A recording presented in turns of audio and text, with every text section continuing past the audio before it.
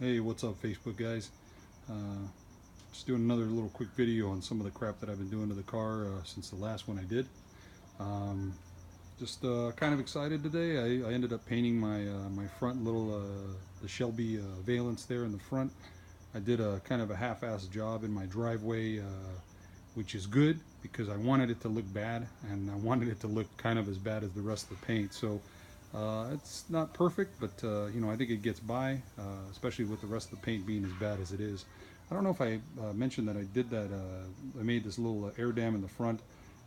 There's a GT350R out there. I always just call it the 23 car that I saw had a similar air dam in the front that I really like, so I try to replicate that out of aluminum. But the big thing this year, this particular time that I wanted to kind of talk to you guys and show you guys what I've done is, you know, I get bored, so I try to find ways of kind of doing some new and interesting things to the car. And I've been reading a lot from some folks on vintage Mustangs and talking about adding, in this case, electric power steering to the car.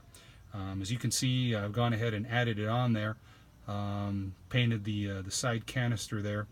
This particular unit is from a 2005 to 2010 Toyota Prius.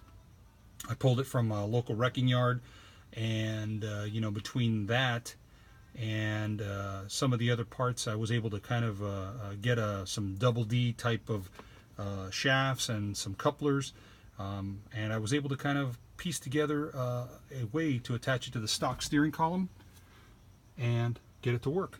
So a couple things that you might want to be aware of is if you get the Toyota Prius unit, you also have to get the Toyota Prius ECU for the power steering unit. It comes with a separate box.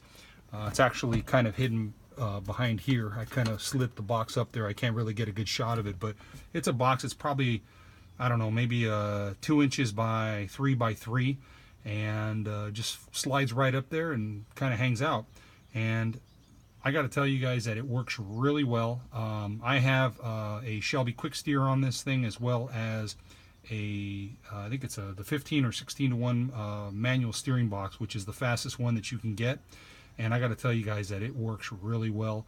There's a bunch of folks, I think, on Vintage Mustang forums that have been running this thing for at least 2 years, using either this or a Saturn Vue power steering unit, and they've had nothing but good things to say about it. And I figure if, you know, if there was going to be any catastrophic failures, we would have heard about it by now, for the folks that have been running it for 2 years. So, you know, just kind of neat stuff that, you know, you can kind of do. I try to kind of, like I said, hide it, so that it doesn't look as, you know, as crazy or anything like that, because obviously it's a little bit tight under the dash, so that's why you see it hanging the way it does. There's a couple of different ways you can clock this thing, a couple of different ways, but I didn't want to disturb too much stuff under the dash. I like my fresh air vent, so I just decided I was going to try to keep it there, and then to kind of minimize it, try to paint it the interior color so it looks like something maybe from the factory at that time. But that's basically what I've been doing to the car. Again, as always, you know, just the Fastback unit I've already kind of installed on it. You know, I always try to build a car for reliability. So, you know, I haven't had any issues with it. The engine now has got, what, about 2,000 to 3,000 miles on it. And haven't had no issues, man. That Fastback unit works pretty good on it.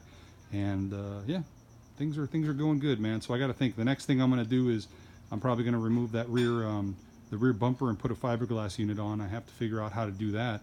But the neat thing that's coming up is, check this out. Hang on a second. Let me get this particular thing that I got going. That's my Factory 5, in case you're wondering what that is. Here's the next thing that's going to go on.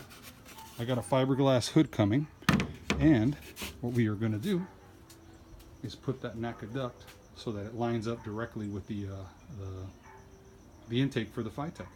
So again, you know, I don't know if I mentioned this in another video, but what I've been trying to do is to think about, what if Carroll Shelby had to race 6-cylinder cars instead of the V8s? What would it have looked like? And I think it might have looked like something like this. So anyways, hope thanks a lot. I appreciate you guys watching the video. Hope you enjoyed it, and I'll keep them coming. Thanks.